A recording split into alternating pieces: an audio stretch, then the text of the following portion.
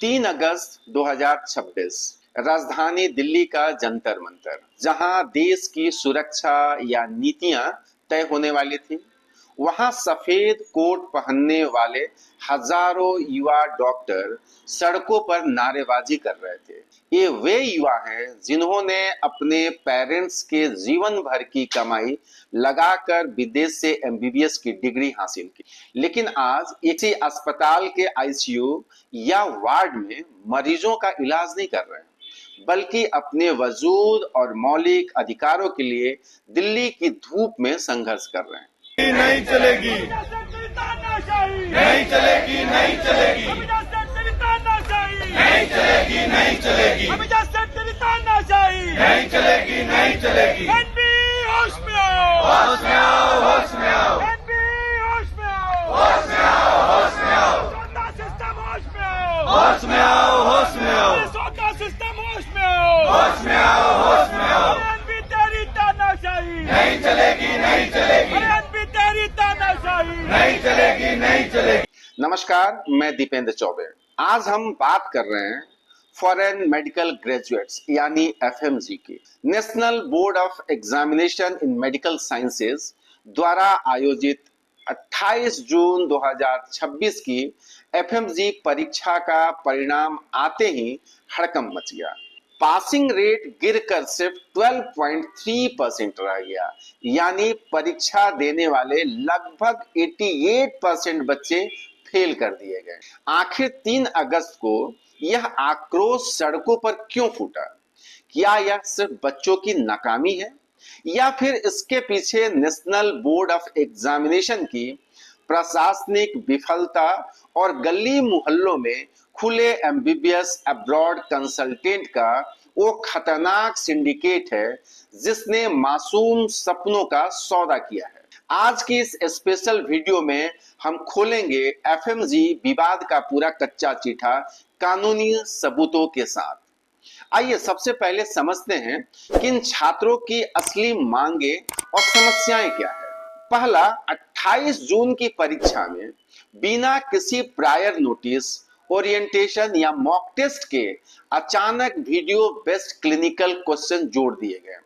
Video playback को देखने और समझने में अतिरिक्त समय लगा, लेकिन नेशनल बोर्ड ऑफ एग्जामिनेशन ने न तो एक्स्ट्रा टाइम दिया और न ही परीक्षा का पैटर्न पहले स्पष्ट किया। दूसरा डिमांड, देश के कई परीक्षा केंद्रों पर भयंकर गर्मी के बावजूद एसी बंद थे, पंखे काम नहीं कर रहे थे और पीने के पानी तक की व्यवस्था नहीं थी। कंप्यूटर में वीडियो लोडिंग और सिस्टम बफरिंग की वजह से बच्चों के 20-20 मिनट बर्बाद हो गए। परीक्षा खत्म होने के बाद नेशनल बोर्ड ऑफ एग्जामिनेशन न तो ऑफिशियल आंसर की जारी करता है और न ही छात्र अपनी कैंडिडेट रिस्पॉन्स शीट देख सकते हैं। एप्लीकेशन फॉर्म भरते वक्त छात्रों से पिछले अटेम्प्ट के रोल नंबर मांगे गए। कई बच्चों का आरोप है कि उन्हें लगातार 2-3 अटेम्प्ट्स में बिल्कुल एक समान आइडेंटिकल मार्क्स मिले हैं, जैसे 145, 146, 147, 148 या 149, जिससे एवोल्यूशन प्रोसेस की निष्पक्षता पर गंभीर सवाल खड़े होते हैं। एक्सेसिव फी लिया जाता है। नीट पीजी परीक्षा जहां लगभग 3,500 में होती है, वहीं एफएमजी के लिए बच्चे से 6,195 की भारी फी वसूली जाती है। आखिर इतना पैसा लेने के बावजूद बदहाल सेंटर क्यों दिए जाते हैं? अब आते हैं सबसे बड़े कानूनी सवाल पर।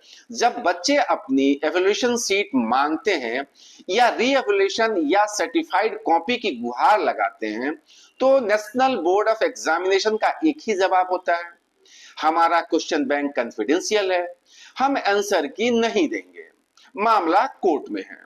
लेकिन रुकिए, क्या एनबी देश के संविधान और सुप्रीम कोर्ट के ऐतिहासिक फैसलों से भी ऊपर है? वर्ष 2011 में सुप्रीम कोर्ट का एक ऐतिहासिक निर्णय आया था, सीबीएसई वर्सेस आदित्य बंदोपाध्याय। इस केस में सुप्रीम कोर्ट की बेंच ने स्पष्ट शब्दों में कहा था, चाहे सेंट्रल बोर्ड हो स्टेट बोर्ड्स हो, यूनिवर्सिटीज हो, पब्लिक सर्विस कमीशन हो या परीक्षा आयोजित करने वाले कोई भी पब्लिक अथॉरिटी यदि कोई छात्र अपनी आंसर शीट की सर्टिफाइड कॉपी मांगता है या इवैल्यूएशन देखना चाहता है तो उसे नकारना आरटीआई एक्ट 2005 का सीधा उल्लंघन है। इतना ही नहीं, इस ऐतिहासिक फैसले में सर्वोच्च न्यायालय ने कुछ बेहद कड़े निर्देश दिए थे। वो निर्देश क्या थे? टाइम बॉन्ड डिस्पोजल, छात्रों द्वारा आंसर शीट या एवोल्यूशन से जुड़े क्लेम को निपटाने के लिए 1 महीने से लेकर 1 एकेडमिक ईयर के भीतर की समय सीमा तय की गई थी। Protection of physical answer sheet, अदालत ने यह स्पष्ट आदेश दिया था कि जब तक छात्र के विवाद या आवेदन का पूर्ण निस्तारण डिस्पोजल नहीं हो जाता तब तक पब्लिक अथॉरिटी छात्र की फिजिकल आंसर शीट को डिस्ट्रॉय नष्ट नहीं कर सकती, उसे सुरक्षित रखना अनिवार्य है। तो फिर नेशनल बोर्ड ऑफ एग्जामिनेशन किस अधिकार से एफएमजी छात्रों को उनकी आंसर शीट देखने से रोक रहा है? इसी देश में जब एनटीए द्वारा नीट की परीक्षा आयोजित होती है तो आंसर की भी आती है, ओएमआर शीट भी दिखाई जाती है और चैलेंज करने का भी प्रावधान है। यूनिवर्सिटीज में, बोर्ड एग्जाम्स में रीचेकिंग का नियम है। तो फिर क्या फॉरेन मेडिकल ग्रेजुएट्स को आर्टिकल 14 राइट टू इक्वलिटी के तहत समानता का अधिकार नहीं है क्या? नेशनल बोर्ड ऑफ एग्जामिनेशन का यह कहना कि मामला कोर्ट में है, इसलिए हम कुछ नहीं करेंगे, अपनी प्रशासनिक नाकामी से पीछे भागने जैसा लगता है। सालों से सैकड़ों बच्चे 147, 148, 149 अंकों पर रुके रह रहे हैं। पासिंग मार्क्स है 150। क्या इन बच्चों को यह जानने का हक नहीं है कि उनका वो एक नंबर कहां कटा? लेकिन दोस्तों, ताली कभी एक हाथ से नहीं बजती। मैं तमाम कंसल्टेंटों को भी इस मंच से वार्निंग दे रहा हूं, अगला नंबर तुम्हारा ही है बेटा, और मेरे पास जितने तुम्हारे काले चिट्ठे हैं इतना तो किसी का भी नहीं है। और मंच से एक और बात कह रहा हूं, रस एजुकेशन तो बिल्कुल सुन ले, जो उसने तूफान मचाया हुआ है उसकी आईटीआर की कॉपी, उसकी सीबीआई, जीएसटी, हर कॉपी, हर जगह मेरे पास में इंफॉर्मेशन है, इंटरनल सारी चीजें। और अब मैं उसको तो बिल्कुल ही छोड़ूंगा। अगर वो आप लोगों का साथ देना चाहते हैं, लोग कंसल्टेंटों से रिक्वेस्ट है और वार्निंग भी है, आप जितना जल्दी हो सके इन बच्चों को सपोर्ट करने के लिए आप आ जाइए, नहीं तो आपकी बारी अगली आप ही की है। आप ही के कमरे, शीशे, जितने लग्जरी ऑफिस बना के बैठे आप ही का तोड़ूंगा। और आप एमबीबीएस एब्रोड के एडमिशन बंद कर दो, क्योंकि सबसे बड़े दल्ले तुम ही हो। तुम्हारी वजह से बाहर बच्चा जो जा रहा है ना, जो सपने तुम दिखा के भेज दो, कोई लग्जरी वहाँ ये मिलेगी, वहाँ मैथ्स में ये मिलेगा, वहाँ मिलेगा, वो भेज देते हो। और उसके बाद में जब बच्चा यहाँ इंडिया आता है ना तो उसी को पता लगता है कि एमसीए का एग्जाम क्या होता है। तो या तो भेज रहे हो तो उस यूनिवर्सिटीज में भेजो, उस कंट्री में भेजो जहाँ परमिशन है, हर चीज की परमिशन है, और वो इंडिया में आके प्रैक्टिस कर सकता है और एफएमसी का एग्जाम दे सकता है। तो उसी यूनिवर्सिटी में एडमिशन कराओ, नहीं तो आपका अब ज्यादा दिन का धंधा नहीं चलेगा। धंधा गोल है, क्योंकि अब शुरुआत हो चुकी है आपके गलत परिणामों की वजह से। ये बच्चा जो रोड पे खड़ा है ना, इसके कहीं ना कहीं आप लोग बहुत बड़े जिम्मेदार हो, और जब दर्द है तो आप एक भी आदमी साथ में। धन्यवाद दोस्तों। इस पूरे मामले में अगर 50% गलती सरकार और नेशनल बोर्ड ऑफ एग्जामिनेशन की व्यवस्था की है तो 50% गलती उन गली मोहल्ले एमबीबीएस अब्रॉड एजेंट और कंसल्टेंट की है जिन्होंने भारत के छोटे छोटे शहरों से आए मध्यवर्गीय परिवारों के सपनों की बलि चढ़ा दी है। छोटे शहरों में पैसे के अभाव में जब कोई बच्चा या पेरेंट्स डॉक्टर बनने का सपना देखते हैं तो उनका सामना होता है इन लिपस्टिक पाउडर और सूट बूट वाले एजेंटों से। बड़े बड़े इसी दफ्तरों में एक कप कॉफी और कोल्ड ड्रिंक्स पिलाकर आपको ऐसे ऐसे सपने दिखाए जाते हैं जैसे सर वर्ल्ड क्लास इंफ्रास्ट्रक्चर है, वर्ल्ड रैंक यूनिवर्सिटी है, इंडियन मेस है, इंडियन केयर टेकर भी है, डायरेक्ट एडमिशन है, नो स्ट्रेस। लेकिन अपने 2 पैसे के कमीशन के लालच में ये एजेंट उन मासूम बच्चों और सीधे साधे माँ बाप को कभी सच नहीं बताते। ये यह नहीं बताते कि जिस देश में वे बच्चे को भेज रहे हैं वहां के मेडिकल लॉ क्या है, वहां की भाषा में क्लिनिकल ट्रेनिंग कैसे होगी, वहां का पेशेंट फ्लो या हॉस्पिटल एक्सपोजर कितना है, और सबसे बड़ी बात, भारत लौटने के बाद लाइसेंसिंग एग्जाम, एग्जिस्टिंग एफएमजी आने वाले समय में नेक्स्ट पास करने का और रजिस्ट्रेशन प्रोसीजर कितना कठिन है। परिणाम, बच्चा विदेश चला जाता है लेकिन वहां न तो ढंग की पढ़ाई मिलती है न हॉस्पिटल में मरीज। 6 साल बाद जब वह भारत लौटता है तो वह न तो क्लिनिक में बैठने लायक बचता है और न ही अस्पताल में काम करने लायक। और आज वही बच्चे अपनी जायज मांगों के लिए जंतर मंतर पर संघर्ष का शंखनाद कर रहे हैं। नहीं, अगर यहाँ 5 मिनट खड़े रह जाएंगे तो क्या फर्क पड़ जाएगा मुझे बताओ। कोई दिक्कत थोड़ी है, अगर 5-10 मिनट कोई इतनी हर्ष थोड़ी है। प्रोटेस्ट साइट बंद कर दी, हो गया, आपका काम खत्म कर लिया आपने। तो यहाँ अब तो लोग खड़े भी ना रहे। अब बैरिकेड भी देखना, आपने इतना ऊंचे कर दिए हैं। अरे बैरिकेड तो कोई बात नहीं, ऊंचे कर दो, हम लोग इस पे भी कूदना होगा तो कूद जाएंगे। आप भर्ती हुए हो ना, कूद के भर्ती हुए हो, ऐसे तो भर्ती नहीं हुए थे यार। आपने दौड़ा होगा तभी यहाँ भर्ती हुए हैं। सारे हमारे पिताजी के बराबर की उम्र के, हमारे पिताजी भी फोर्स में, और इन पे तो देना पड़ रहा है ना साहब। क्या बताएं, सीआई साहब क्या कह रहे थे मेरे को, खाने बंद कर देंगे। कैसे बंद कर देंगे? देश का नागरिक हो, डॉक्टर हूँ, नहीं ऐसे उनसे तो ऊपर आता हूँ मैं। गलत बात है। उनसे ज्यादा पे स्केल है मेरा, और मैं जब जाता हूँ उनको तो 50 से सलाम करते हो। मैं जाता हूँ तो अस्पताल खड़ा होता है, और वहीं आते हैं, बीमार होंगे तो वहीं आएंगे ना। और हाँ, अब वो समय आ गया है जब एमबीबीएस अब्रॉड काउंसलिंग की आड़ में चल रहे इस खेल का पर्दाफाश होनी ही चाहिए। अब सच को सच और झूठ को झूठ बोलने का वक्त आ गया है। अब वो दिन चले गए दोस्तों जब आप लोग झूठ को सच की चाशनी में लपेटकर और सच को छुपाकर मासूम बच्चों को एमबीबीएस विदेश करने भेज दिया। मैं आज साफ साफ कह रहा हूं, समय रहते अगर अपनी इस नीयत और काम में सुधार नहीं किया तो इसका परिणाम बहुत बुरा होने वाला है। बच्चों के भविष्य के साथ खिलवाड़ करने का दौर अब खत्म हो चुका है।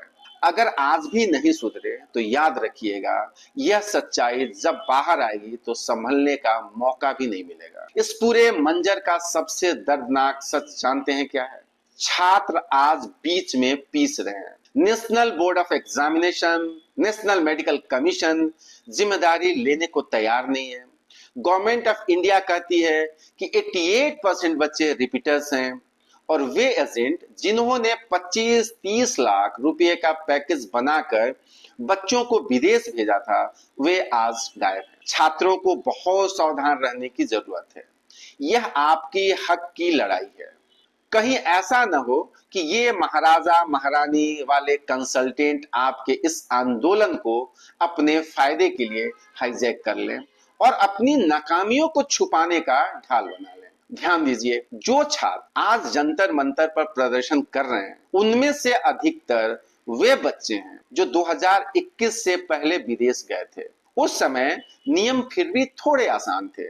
अगर 2021 से पहले जाने वाले डॉक्टरों को भारत में प्रैक्टिस का लाइसेंस पाने के लिए इतना संघर्ष करना पड़ रहा है तो जरा सोचिए उन बच्चों का क्या होगा जो एफएमजी रेगुलेशन 2021 लागू होने के बाद विदेश गए हैं या जाने की सोच रहे हैं। अगर आप या आपका कोई जानने वाला विदेश से एमबीबीएस करने की योजना बना रहा है तो किसी कंसल्टेंट के दफ्तर में एक कप कोल्ड ड्रिंक्स पीकर अपने भविष्य का फैसला मत कीजिए। विदेश जाने से पहले 100 बार सोचिए। एनएमसी की आधिकारिक वेबसाइट पर जाकर foreign medical graduate licensing regulation नियमों को खुद पढ़ें। क्या वह देश 54 महीने का कोर्स, 12 महीने की सेपरेट इंटर्नशिप और अंग्रेजी माध्यम में पढ़ाई की गारंटी देता है?